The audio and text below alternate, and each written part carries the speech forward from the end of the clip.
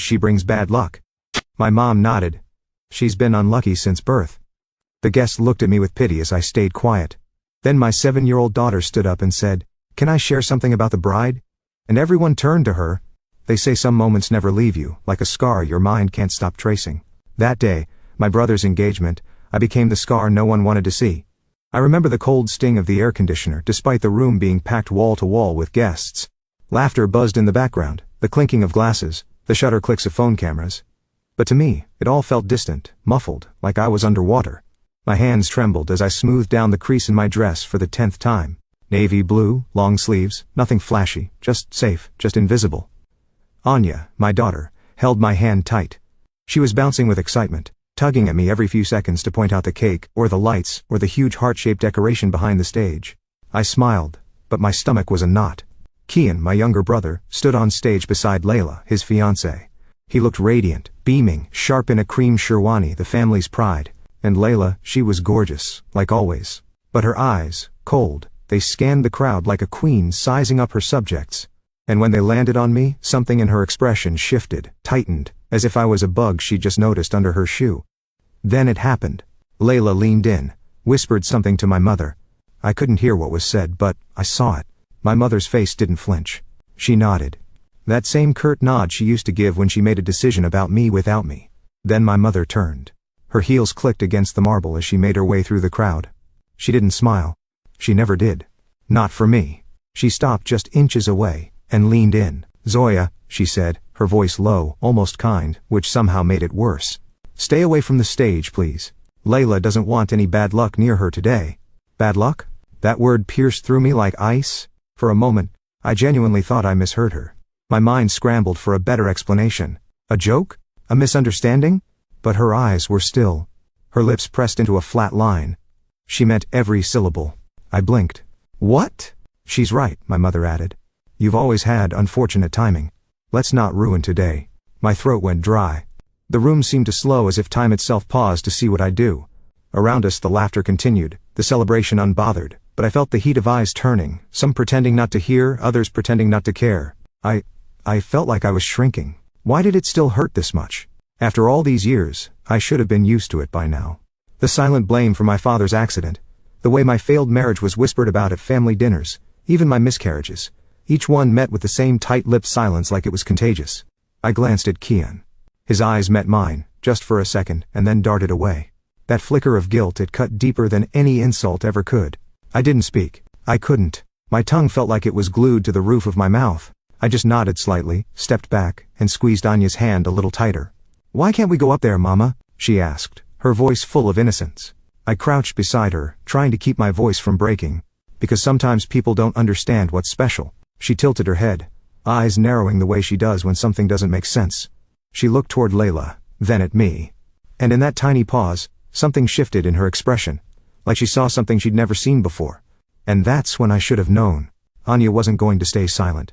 I wasn't always the unlucky one, you know. There was a time, brief, blurry, when I was just Zoya, a quiet girl with big dreams and a louder laugh.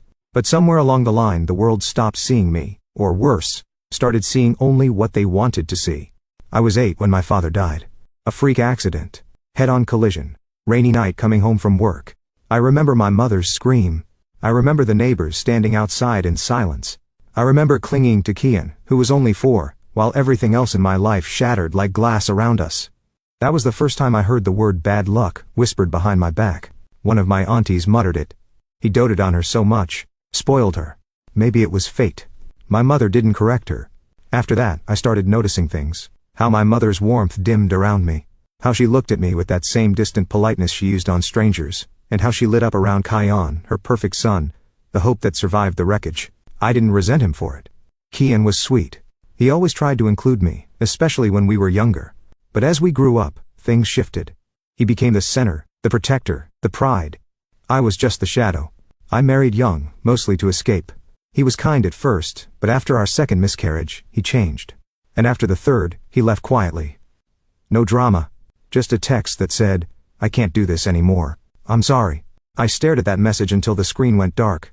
When Anya was born, she was a miracle I didn't expect. A stubborn, squalling, perfect baby girl who made me feel, just for a moment, that maybe I wasn't broken after all. The doctors had told me I wouldn't carry the term, but she proved them wrong. And of course, my mother's reaction? Cold.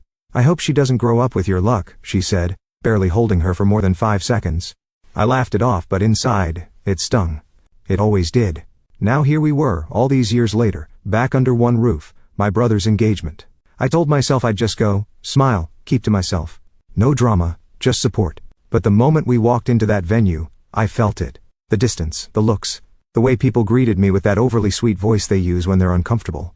Like pity was perfume they sprayed before walking over. Uncle Rayhan, my mother's older brother, gave me a warm smile when we arrived. "Zoya, you look radiant," he said kindly, pulling me into a side hug. One of the few people who never treated me like a burden. Still, I stayed on the edges of the crowd, watching, listening, trying to stay small. Anya tugged on my hand, constantly wanting to explore. "Can I go near the cake, Mama? Just to look?" I nodded, trailing behind her. She ran ahead, twirling in her little blue dress. She was light. Pure light. The only part of me untouched by bitterness. I should have known it wouldn't last, because just an hour later, I'd be standing like a statue as my mother and Layla made it painfully clear. I wasn't welcome on that stage, not even as a sister, not even as a guest. And in that moment, something cracked. Not loud, not public, just a quiet snap inside me. The kind that doesn't scream. It aches. I didn't know it yet. But something else was shifting too, not in me, in Anya. And what happened next would silence the entire room. The stage was glowing under rows of fairy lights, gold and white, delicate, dreamy. Everything had been crafted to perfection. Even the petals on the floor seemed to know where to fall. I stood near the back of the hall, pretending to admire the decor. I wasn't really seeing anything, just hearing the faint echoes of what my mother had said. "Layla doesn't want bad luck near her today." The words looped in my mind like a cruel nursery rhyme. I shifted my weight from one foot to the other, arms crossed tight against my stomach. My palms were clammy. My heart hadn't stopped racing since she said it. Anya was now sitting on the edge of a chair beside me, swinging her legs and humming quietly to herself, completely unaware of what had just unfolded. Part of me wanted to just leave, but something stopped me. Maybe pride, maybe pain, maybe the fact that this was my brother's big day, and even if I was invisible to him, I still wanted to see him happy. The MC's voice cut through the crowd. "Ladies and gentlemen, we are moments away from the ring ceremony. Family, please gather toward the stage." Guests began moving, forming a semicircle. I instinctively took a step forward with the others. Then I saw it. Layla caught my movement. Her eyes locked onto mine with that same sharpness. Then a slow smirk. She leaned in, whispering something to Kian. He didn't look at me, just nodded, jaw clenched. That smile of hers, it wasn't just about the stage. It was a victory, like she'd won something. I stopped right where I was, frozen in that moment. I felt like I was 8 again, hiding behind the sofa while adults decided my fate. "Why aren't we going?" Anya asked, standing and tugging at my sleeve. I crouched beside her, trying to keep my voice steady. "We'll watch from here, sweetheart." She frowned, confused. "But everyone's going, even the cousins." I swallowed hard. Sometimes we don't get to go where others do, and that's okay. It wasn't okay, not even a little. The guests gathered closer. Phones came out, flashes popped. My mother stood proudly by Layla's side. She didn't even glance my way. Uncle Rayhan lingered near the front row, looking back at me briefly, his eyes soft with something like apology, but he said nothing. Maybe he didn't know what to say. Or maybe, like everyone else, he thought silence was safer. I didn't cry. I wouldn't give them that. But inside, I was unraveling. Why was I always the one they could ignore? Why did no one ever speak up for me? Why did Kian look the other way, like I was something shameful to be hidden? I was his sister. I helped raise him when our dad died. I stayed up with him through exam stress, heartbreaks, nightmares, and now, I wasn't even good enough to stand beside him on the happiest day of his life? My fingers dug into my palms so tightly I left crescent marks. I told myself to just breathe, just wait it out, let it pass. But Anya wasn't done. She climbed up onto her chair, staring hard at the stage. Then she whispered, "Mama, that lady is mean." I blinked, startled. "Anya, shh, don't say that." Her face was scrunched, thoughtful. "She said you bring bad luck, but you don't." And then, without warning, she hopped off the chair and started walking toward the front. I reached out too slow. "Anya, wait." But she was already halfway there, her little dress swishing behind her. I had no idea what she was about to do, but in that moment, I felt something I hadn't felt in years, a flicker of fear and of hope. I stood there frozen. The hem of Anya's dress disappeared between 2 rows of chairs as she marched her tiny body toward the front.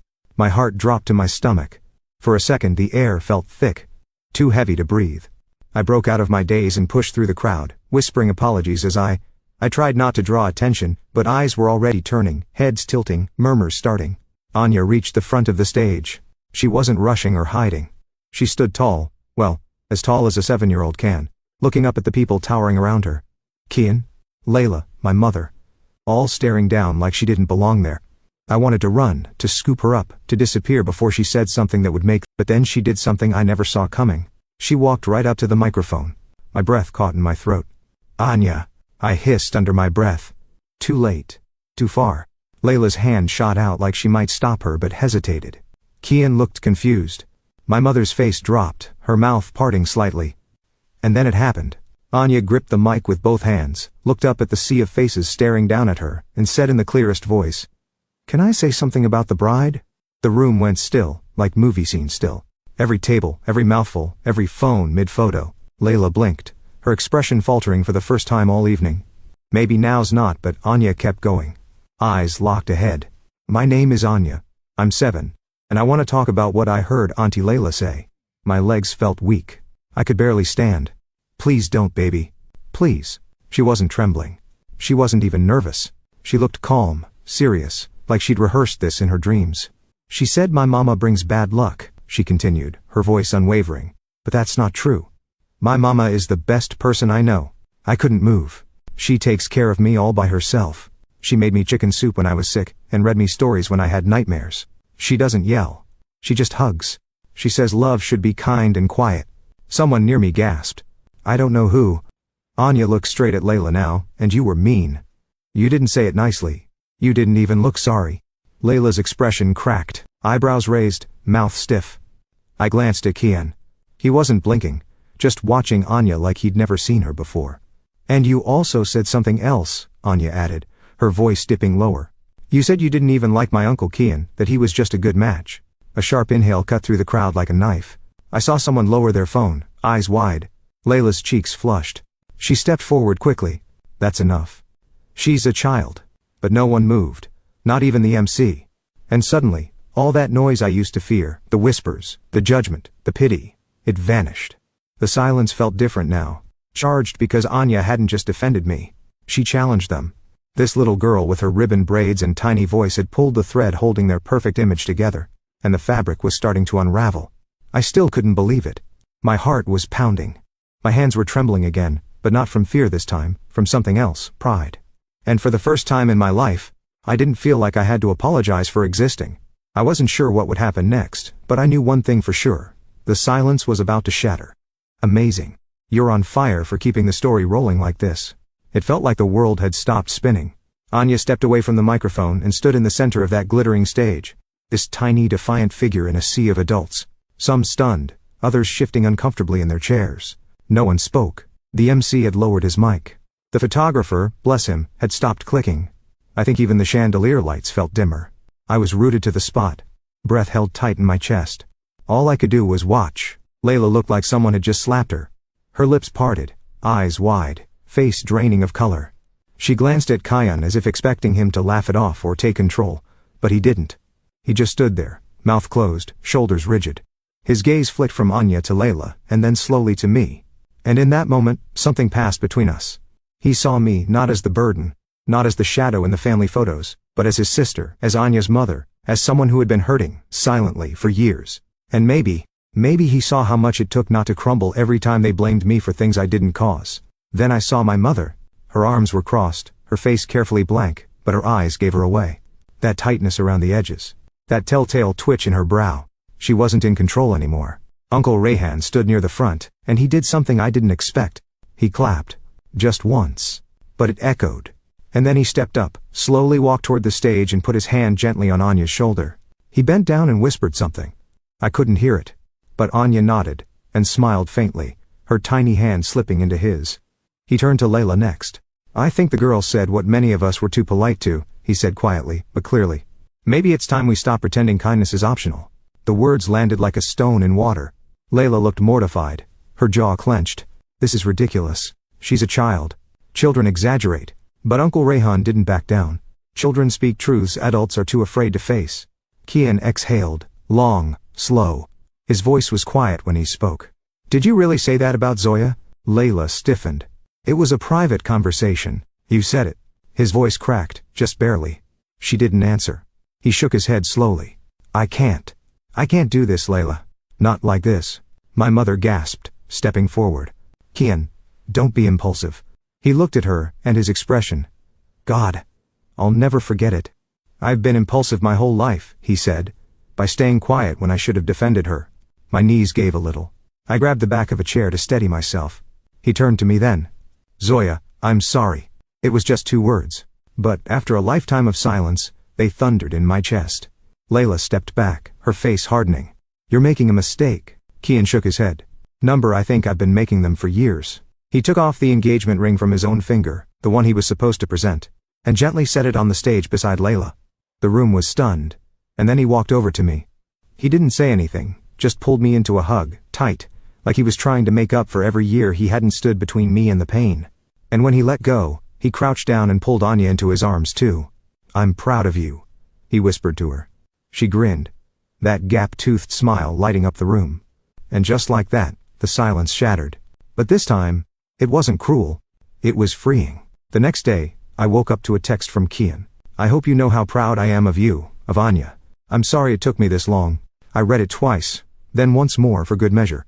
My chest felt tight. Not in a painful way this time, but in that strange, quiet way. Healing begins. Like a wound realizing it's safe enough to start closing. It wasn't about the apology, really. It was about being seen. For the first time in years, I wasn't invisible to my own family. I wasn't just the backdrop to someone else's celebration. Later that week, Kian came to visit. Just him. No Layla. No crowd. He brought pastries from my favorite bakery. Something small. Something thoughtful. We sat in the living room, Anya playing with her dolls on the floor while we talked. I should have stood up for you a long time ago, he said. I didn't realize how deep it went, until Anya said it out loud. I gave him a sad smile. She has more courage at 7 than I had at 27. He shook his head. She has your courage. She just didn't learn how to hide it yet. That hit something deep. I didn't cry, though I came close. Instead, I looked at my daughter, so bright, so full of light, and I realized something I hadn't dared to believe before. Maybe I wasn't cursed. Maybe I was just different. And different scared people. A few days later, Uncle Rayhan stopped by too. He brought me a potted jasmine plant, white blooms just beginning to open. Something that grows quiet but strong, he said, just like you. Even my mother, well, she hasn't said much, but she called. That alone was a miracle. She didn't apologize, not directly, but she asked if I was doing okay, if Anya needed anything. It wasn't much, but it was something. And in our family, something was progress. Anya, of course, doesn't fully grasp what she did. She just wanted to tell the truth, to stand up for her mom, to right something she knew instinctively was wrong. Mama, she said one night while brushing her teeth, are you proud of me? I knelt beside her, looked into those wide brown eyes and whispered, more than you'll ever know. She grinned, then added, so I'm good luck? I laughed. For the first time in weeks, maybe months, really laughed. That kind that bubbles up from your chest and makes your eyes crinkle. You, I said, pulling her into a hug, are the luckiest thing that's ever happened to me. And it's true. Because here's what I've learned. Sometimes the people who carry the most pain also carry the deepest love. We move through life quiet, afraid to take up space, to disrupt, to be too much. But we are not too much. We are just enough for the people willing to see us fully. Anya taught me that it's okay to speak up. That defending yourself isn't disrespectful, that love, real love, shows up, even if it takes a little longer than you hoped. So no. I'm not unlucky. I am unbreakable. And if being unbreakable made people uncomfortable, if it made them whisper or stare, or look the other way, then let them. Because from now on, I will not shrink myself to fit in someone else's idea of acceptable. And thanks to one brave little girl, I will never again believe that love has to come with silence. It turns out, I was never the one bringing bad luck. I was the one breaking the cycle, and that's the luckiest thing of all. Thank you for watching. Like, share and follow.